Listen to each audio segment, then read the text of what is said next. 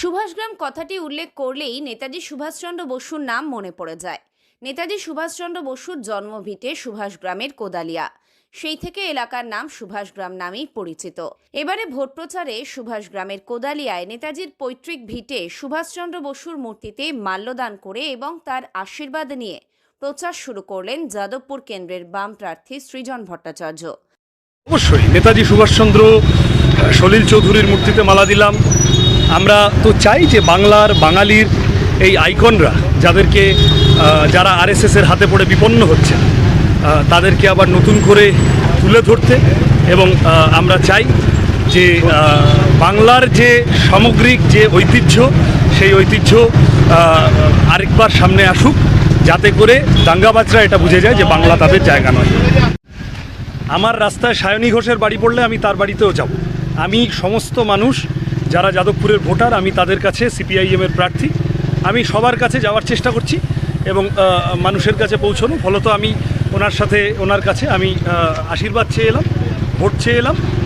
এবার বাকিটা তো উনি ওনার রাজনীতি করেন, আমি আমার রাজনীতি করি। বাকিটা আমরা সকলে সৌজন্যের পরিবেশ বজায় রেখে মানুষের মতদান করতে পারবেন, এইটা আশা করি। আজকে এদিন সুভাষগ্রাম এলাকার প্রতিটি মানুষের সাথে দেখা করে ভোট দেওয়ার আহ্বান জানান এবং এদিন তিনি প্রচারের ফাঁকে সৌজন্য সাক্ষাৎ করেন রাজপুর সোনারপুর পুরসভার পুরপ্রধানের সাথে।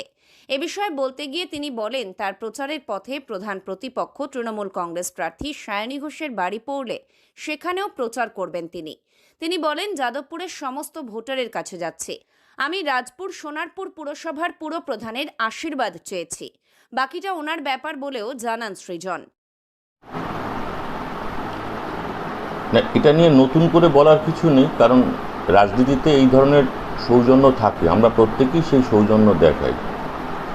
আমি আমার রাজনৈতিক মতাদর্শে বিশ্বাসী, উনি ওনার রাজনৈতিক মতাদর্শে বিশ্বাসী, কিন্তু ব্যক্তিগতভাবে তিনি যখন আমার সঙ্গে এসে পরিচয় করেছেন, আমিও তার সঙ্গে পরিচয় করলাম, এই পর্যন্ত। এটা শুধুমাত্র রাজনৈতিক সৌজন্য, এর বাইরে কিছু নয়। নেতাজির মূর্তিতে মাল্যদান করে তিনি বলেন, বাংলার এইসব আইকনরা আরএসএসের হাতে পড়ে বিপন্ন হচ্ছে।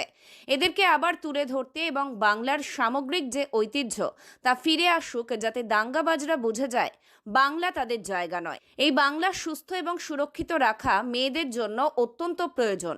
তার পাশাপাশি এই সৌজন্য সাক্ষাৎ নিয়ে রাজপুর সোনারপুর পুরসভার পুরপ্রধান এবং তৃণমূল নেতা জানান, এটা রাজনৈতিক সৌজন্য, যে যার রাজনৈতিক মতাদর্শে বিশ্বাসী বলেও জানান তিনি।